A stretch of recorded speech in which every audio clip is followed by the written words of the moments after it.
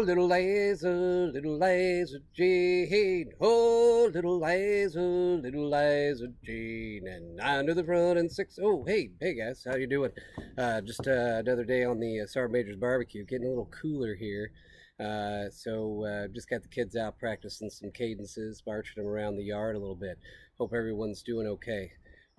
So one of the things I want to talk about today was the what I call the Stockdale Paradox. So I'll tell you, over the years of doing this job, a lot of soldiers come up and they have their issues or their problems, and they talk about when things happen, then they're going to do something. Well, hey, when I do this, or when this happens, or this thing changes, then I'm going to do something.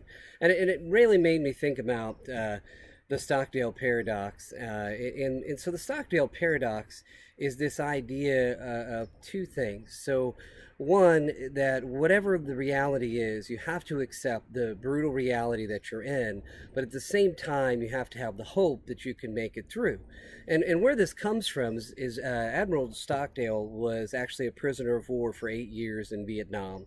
And during that time, a lot of people passed and didn't make it, but he brought a lot of soldiers through. He was actually given the Congressional Medal of Honor for his time while he served as a prisoner of war and bringing a lot of those soldiers home. And so they asked him, who were the people who didn't make it? Who didn't make it back home? And he said, it was the optimist. And the optimists were the folks who always believed that some magical event was going to happen, like, hey, by Christmas, the war will be over and we'll all go home. Where Admiral Stockdale said, you have to accept the reality you're in and then do the best you can in that moment. And so for him, he created Morse code so he and the other soldiers could communicate because they weren't allowed to talk.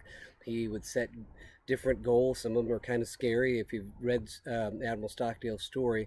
But I think it's important that everybody understands that. Even in the difficult times, it may seem impossible, but it's very important that that you look at this and you say, what is the something I can do to make this better? It may not be the ideal, it may not be the greatest, but you've got to start making that movement to make it better. And you have to be doing that every day.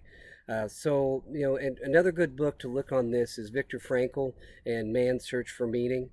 He talks about the same thing. He was a prisoner of war in a Nazi concentration camp, and he was a psychotherapist, and he actually came out and developed a whole therapy on that. And he said the same thing. Optimism, you can't hope that some magical thing is going to happen and make it all better.